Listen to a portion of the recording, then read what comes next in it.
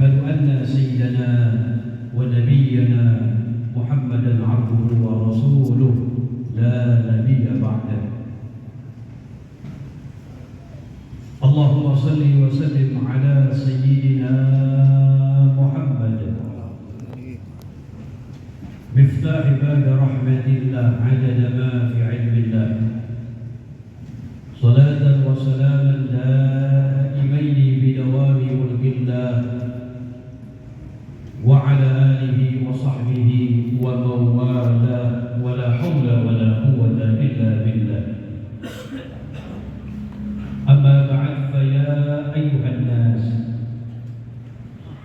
أوصيكم ونفسي بتقوى الله وطاعته لعلكم تفلحون. وقد قال الله تعالى في كتابه الكريم وهو أصدق القائلين: بسم الله الرحمن الرحيم، يا أيها الذين آمنوا اتقوا الله وقولوا قولا سديدا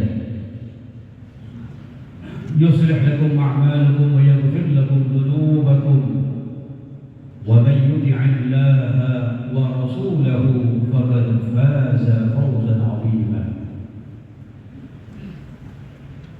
وقال نبينا محمد صلى الله عليه وسلم: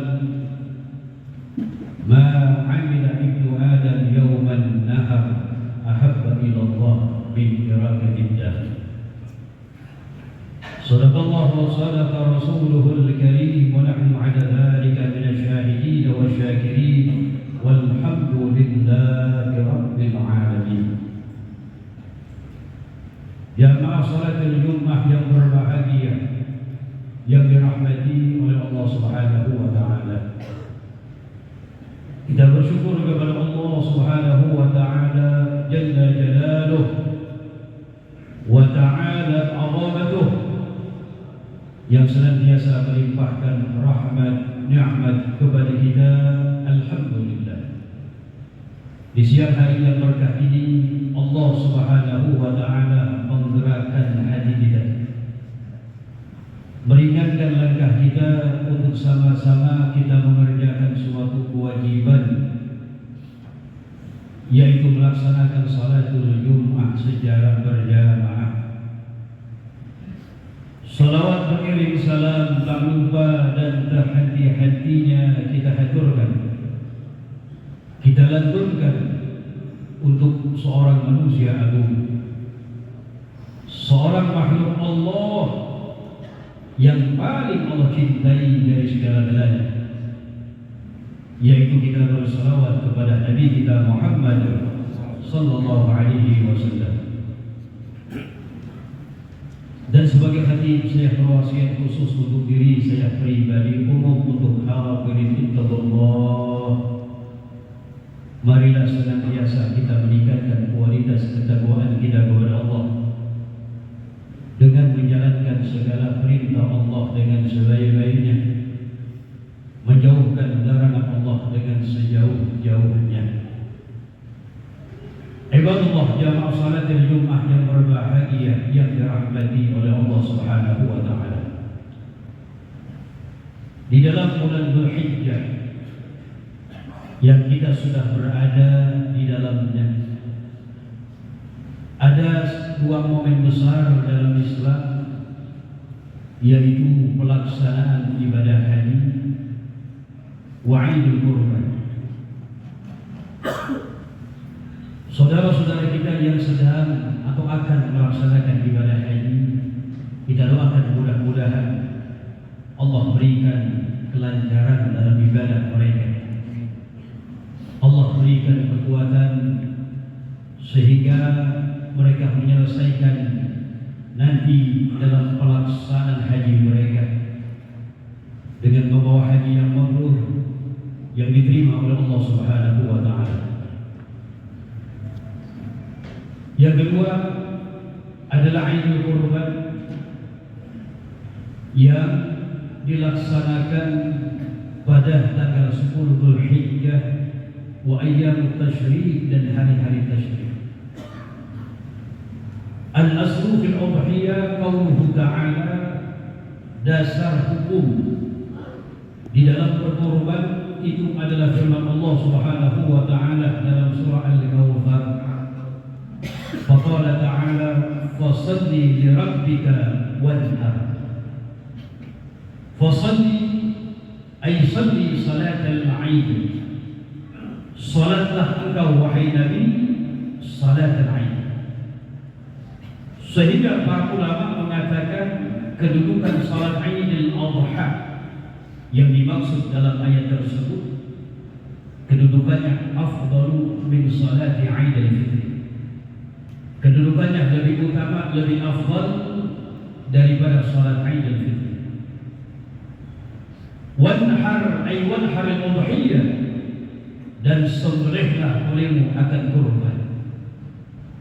Sehingga berkurban khususnya bagi Nabi kita Muhammad sallallahu alaihi wasallam, hukmuha wajibah, adalah wajib fi haqqi Nabi.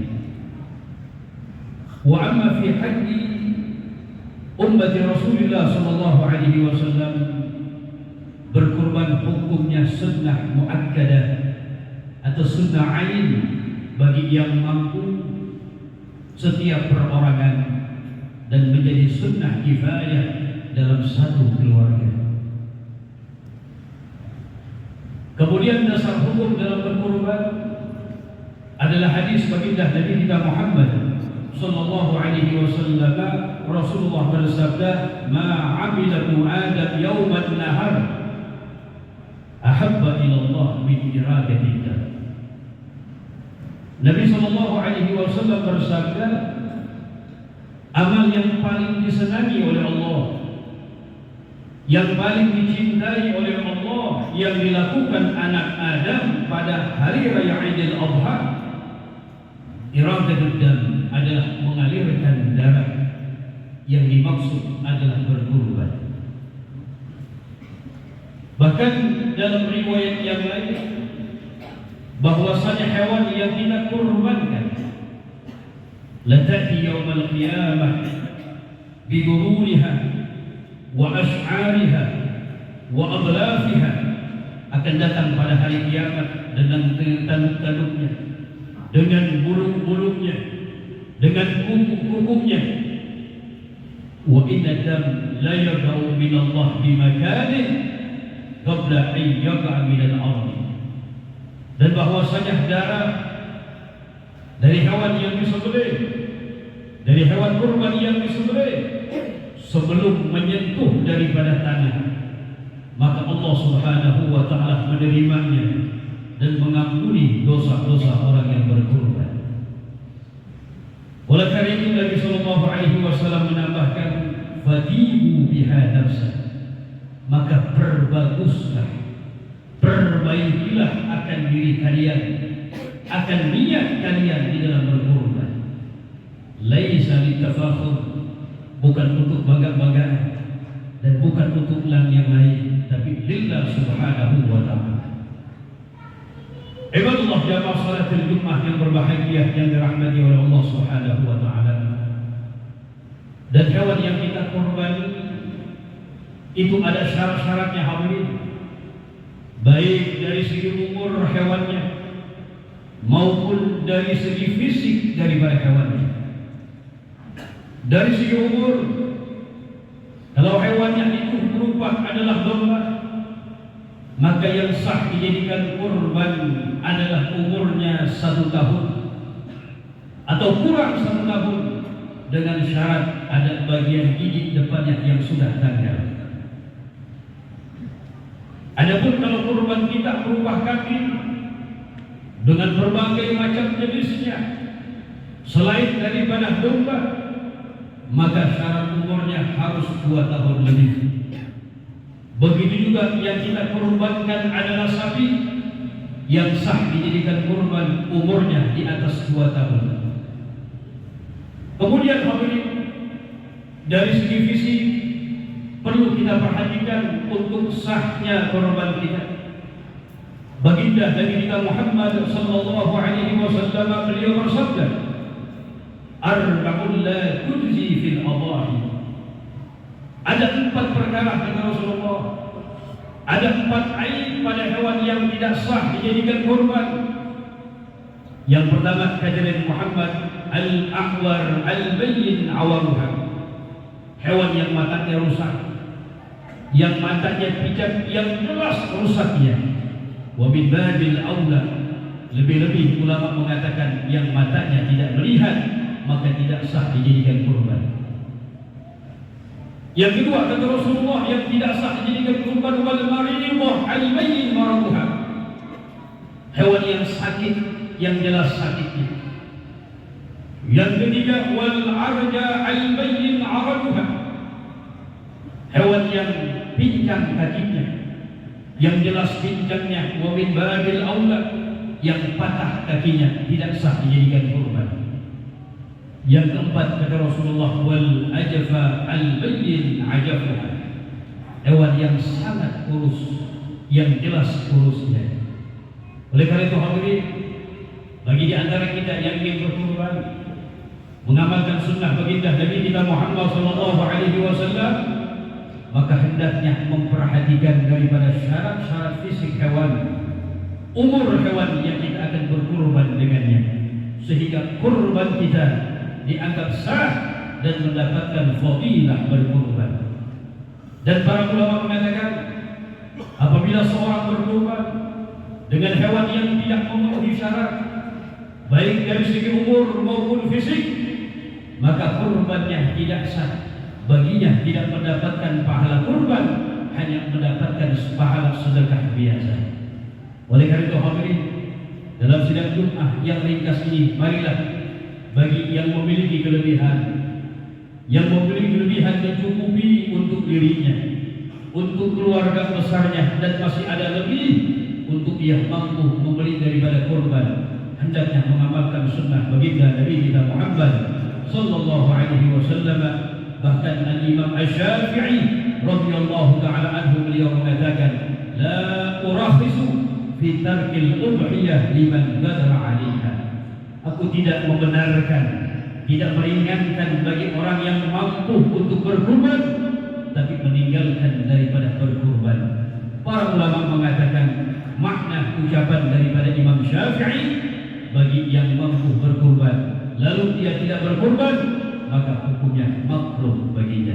Oleh karena itu dalam sidang Jumat yang ringkas ini banyak kita memohon kepada Allah Subhanahu wa taala, mudah-mudahan Allah anugerahkan buat kita sehat wal afiat, panjang umur dalam taat kepada Allah, taat kepada Rasulnya. Kita mohon kepada Allah buat orang tua kita yang masih hidup, panjang umur, sehat wal afiat. Buat orang tua kita, guru-guru kita yang telah meninggal dunia, kita mohon kepada Allah dosa-dosanya diampuni oleh Allah, derajatnya diangkat oleh Allah Subhanahu wa taala. Dan kita mohon kepada Allah, mudah-mudahan anak-anak kita semuanya dijadikan anak-anak yang saleh dan salihah. Amin ya rabbal alamin. Inna ahsanal kalam كلام الله الملك العلام وبقوله يهتدي المهتدون وإذا قرئ القرآن فاستمعوا له وأنصتوا لعلكم ترحمون وإذا قرأت القرآن فاستعذ بالله من الشيطان الرجيم أعوذ بالله من الشيطان الرجيم بسم الله الرحمن الرحيم والعصر إن الإنسان لفي خسر إلا الذين آمنوا وعملوا الصالحات وتواصوا بالحق وتواصوا بالصبر. بارك الله لي ولكم في القرآن العظيم ونفعني وإياكم بما فيه من الآية والذكر الحكيم وتقبل مني ومنكم تلاوته إنه هو السميع العليم. أقول قولي هذا وأستغفر الله العظيم لي ولكم ولسائر المسلمين والمسلمات والمؤمنين والمؤمنات إنه هو الغفور الرحيم. اللهم صل على سيدنا محمد وعلى آل سيدنا محمد.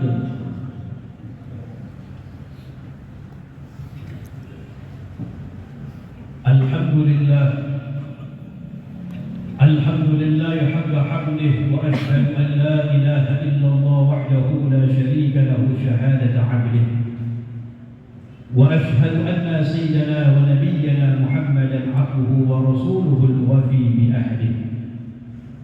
اللهم صل وسلم على سيدنا محمد وعلى آله وصحبه من بعده. أما بعد، فيا أيها الناس، أوصيكم ونفسي بتقوى الله وطاعته لعلكم تفلحون. واعلموا أن الله تعالى أمركم أمرا عميما وبدأ به بنفسه تعظيما. قال جل جلاله عليما: إن الله وملائكته يصلون على النبي يا أيها الذين آمنوا صلوا عليه وسلموا تسليما. فأجيبوا الله عباد الله إذا نادعكم إليه وصلوا على من صلى عليه. اللهم صل وسلم على سيدنا محمد وعلى آل سيدنا محمد. اللهم ارض عن أول من استحق من بعده للخلافة بتأكيد أمير المؤمنين سيدنا أبي بكر الصديق، والحليف المحراب أمير المؤمنين سيدنا عمر بن الخطاب، وأما استحيت منه الملائكة الرحمن أمير المؤمنين سيدنا عثمان بن عفان، وعن أسد الغالب إمام المشارق والمغارب أمير المؤمنين سيدنا علي بن أبي طالب، وعن الستة البررة الذين هم تمام العصر، وأمن باية نبيك تحت الشجرة، وعن زهراء البتول فاطمة بنت الرسول، ولسيدين شهيدين الكريمين أبي محمد الحسن وأبي عبد الله الحسين، وجميع أصحاب نبيك وأهل بيته وارض عنا معهم وفيهم برحمتك يا أرحم الراحمين. اللهم اغفر للمسلمين والمسلمات والمؤمنين والمؤمنات الأحياء منهم والأموات. اللهم عافنا والكفنا وانصرنا وفرج عنا والمسلمين. اللهم اقنا وإياهم شر مصائب الدنيا والدين. اللهم أصلحنا وأصلح من في صلاحه صلاح الإسلام والمسلمين. اللهم لا تهلكنا وأهلك من في حلاكه صلاح الإسلام والمسلمين. اللهم اسقنا الغيث ورحمة ولا تجعلنا من القانطين. اللهم ارفع واصرف عنا وعن المسلمين الأذى والبلاء والقحط والهمم وجميع أنواع الفتن ما ظهر منها وما بطن، وارفع اللهم عنا شر الطاغين والباغين والظالمين والمعتدين بما شئت عاجلا غير عاجل في عافية وسلامة برحمتك يا أرحم الراحمين. عباد الله، إن الله يأمر بالعدل والإحسان وإيتاء ذي القربى وينهى عن الفحشاء والمنكر والبغي يعظكم لعلكم تذكرون، ولا ذكر الله أكبر.